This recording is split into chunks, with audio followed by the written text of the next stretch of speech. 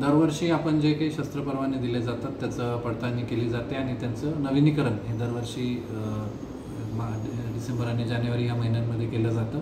आपल्याकडे साधारण जर विचार केला तर संस्थात्मक परवाने म्हणजे सिक्युरिटी एजन्सी किंवा बँका यांना दिलेले परवाने, त्याचबरोबर वैयक्तिक परवाने ज्यामध्ये काही जण खेळासाठी सुद्धा शूटर्स जे असतात रायफल शूटिंग खेळामध्ये स्पर्धक त्यांनासुद्धा आपण परवाने देतो.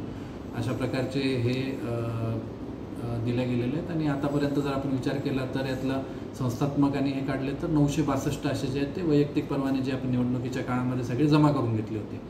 तर या अनुषंगाने आपल्याकडे कुठलीही तक्रार प्राप्त नाही. जे काही परवाने दिले जातात ते पूर्ण त्याची छाननी करून आणि त्याची पूर्ण पाहणी करूनच दिले जातात आणि मला वाटतं की काही विशिष्ट कारणांमुळे मधल्या काही घडामोडींमुळे किंवा खेळाडूंच्या अर्जांमुळे याच्यामध्ये मागच्या काही काळामध्ये याची संख्या निश्चितपणे अर्जांची संख्यासुद्धा वाढलेली आहे आणि आपण त्याच्यामध्ये आवश्यक त्या सगळ्या कारवाई करून रिपोर्ट घेतो. बऱ्याच वेळेस आपल्याला आपण इथं नाकारल्यावरती ते वरिष्ठ कार्यालयात जाऊन किंवा कोर्टात जाऊन सुद्धा लोक अपील करतात. तर शस्त्र परवान्याच्या बाबत आपल्याकडे कुठल्याही प्रकारची तक्रार अद्याप प्राप्त नाही. आपण फक्त जे शिफ्ट झालेले आहेत या ठिकाणी लोक किंवा जे मयत झाले असतात त्यांचे रद्द करतो आणि जर वारसाचा अर्ज आला तर त्यांना ते हँडओव्हर सुद्धा करतो.